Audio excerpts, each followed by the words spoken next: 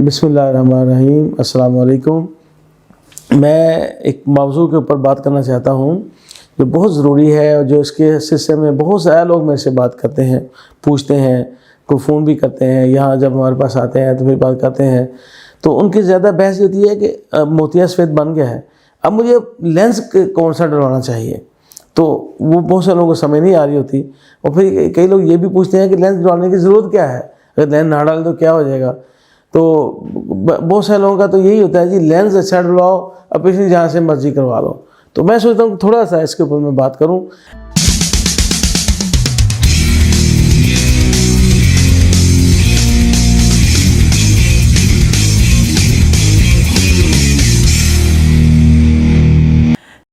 असल में बात यह है कि ये देखें जरा मेरे हाथ में आँख का मॉडल पकड़ा हुआ है, ये ऐसे ये आँख है और इसके अंदर आप देखेंगे तो ये एक लेंस है, ये लेंस है। ये लेंस जब ख़राब हो जाता है, गदला हो जाता है, असल में बिल्कुल ट्रांसपेरेंट होता है। जब गदला हो जाता है तो उसको कहते हैं सफ़ेद मोतिया बन गया है।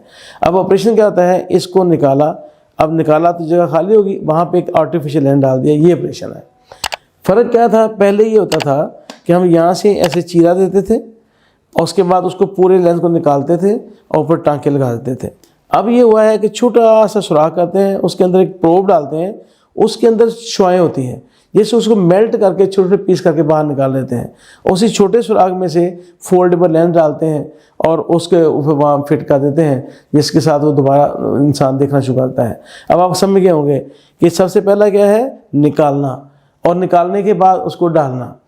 तो जो लोग हमारे पास आते हैं परेशान होकर, जगह जगह से उनका ऑपरेशन ख़राब हो गया, परेशान है, दर्द हो रही है, पानी आ रहा है, नज़र बेहतर नहीं हो रही, उसका जो सबसे अहम मसला ये होता है कि ऑपरेशन किया गया है उसकी क्वालिटी अच्छी नहीं होती।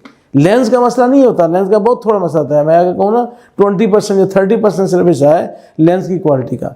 मसला क्या होता है, ऑपरेशन की क्वालिटी ख़राब होती है, ऑपरेशन ठीक नहीं हुआ होता। ठीक है ना, मैं बताया कि पहले तो उसको ये यहाँ से वो टनल बनानी है, फिर शुआएँ अंदर प्रोब डाल के उस शुआओं से उसको मेल्ट करना है, ये बड़ा टेक्निकल काम है। वो मशीन कैसी है, उसके अंदर शुआओं की क्वालिटी क्या है। बहुत सारे लोग बेचारे क्या होता है कि इसको निकालने के लिए ऑपरेशन हो रहा है और ये कॉर्निया ख़राब हो जाता है। वो बेचारे कॉर्निया डलवाने के चक्कर में फंस जाते हैं, कभी दर्द हो रही है, कभी कुछ हो रहा है, और कॉर्निया डालने का मतलब है बहुत ज़्यादा खर्चा, और शायद फिर भी वो इतना कामयाब ना हो। तो ये जो है ना लेंस निकालना, और चूँकि ये बारीक चीज़ें हैं, इनको माइक्रोस्कोप जिससे हम देखते हैं उसकी क्वालिटी अच्छी होना और फिर निकालने वाले की स्किल होना, ये सारा जो है ये है ऑपरेशन क्वालिटी। जो मेन 70-80% प्रॉब्लम होते हैं ऑपरेशन के बाद जो परेशान होते हैं वो ऑपरेशन क्वालिटी से होते हैं। जो लेंस क्वालिटी के मसले कम होते हैं। हमारी सोसाइटी में हर बंदा इस चक्कर में पड़ा हुआ है, लेंस बताएं कौन सा अच्छा हो, उससे अच्छा लेंस कौन सा होता है, अच्छी जहाँ से मर्जी ऑपरेशन करवाना, लेंस चंगा पाना। अब ये मसला होता है कि वो इतने तक कीमती लेंस डलवाए होते हैं, ऑपरेशन ख़राब हुआ है, अब रो रहे होते हैं, क्या करें।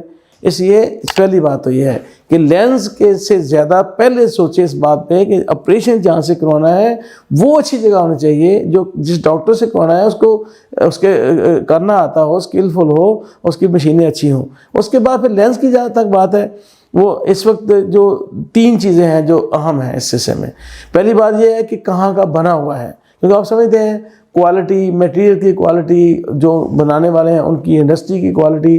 तो बहुत सारे लोग इंडियन, चाइना वगैरह का डलवाते हैं, तो उसके अपने आप समझते हैं कि क्या क्वालिटी होगी उनकी।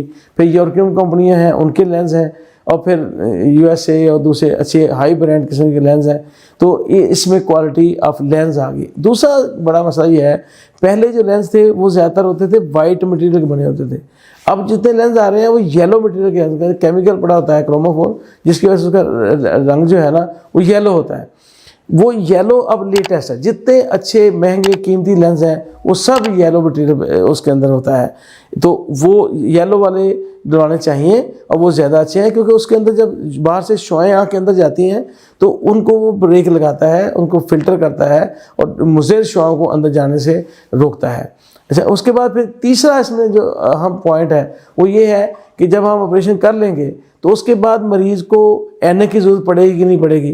अब एक होते हैं मोनोफोकल लेंस, जो ज़्यादा अक्सर जगहों पे मोनोफोकल लेंस डालते हैं, उसका ये होता है कि दूर की नज़र मूवमेंट ठीक हो जाती है, करीब की नज़र जो ऐनक लगानी पड़ती है। ये अब ये ना कहें कि फलाने ने ऑपरेशन करवाया उसको तो मोनोफोकल डराया तो ऐनक लगानी पड़ रही है, वो एक अलग मसला है। उसके टेस्ट करते हुए बायोमेट्री गलत हुई है, वो नंबर ही गलत निकाला गया, तो उसके बाद क्या होगा। मैं अभी थोड़ी पहले एक खातून आई मेरे पास, उसको 11 नंबर का ओवर नंबर, उसको मसलन 6 नंबर की लाइन डालना था, उसको 17 नंबर की लाइन डाला हुआ है। अब वो 17 नंबर की 11 नंबर की लाइन लगी हुई है। तो वो मैं एक बात कर रहा हूँ, सही ऑपरेशन हुआ है, सही उसका कैलकुलेशन हुई है, तो उसकी बात कर रहा हूँ कि उसमें अगर मोनोफोकल डालेंगे तो दूर की नज़र ठीक हो जाएगी, करीब की आंख लगानी पड़ेगी। अब दूसरी वो है जो मल्टीफोकल लेंस है। मल्टीफोकल में ये होता है कि दूर की भी ऐनक उतर जाती है, करीब भी उतर जाती है। अब इसमें फिर आगे आता है मुख्तलिफ ब्रांड्स हैं, मुख्तलिफ कंपनियां हैं, उनकी मुख्तलिफ टेक्नोलॉजी का फ़र्क है।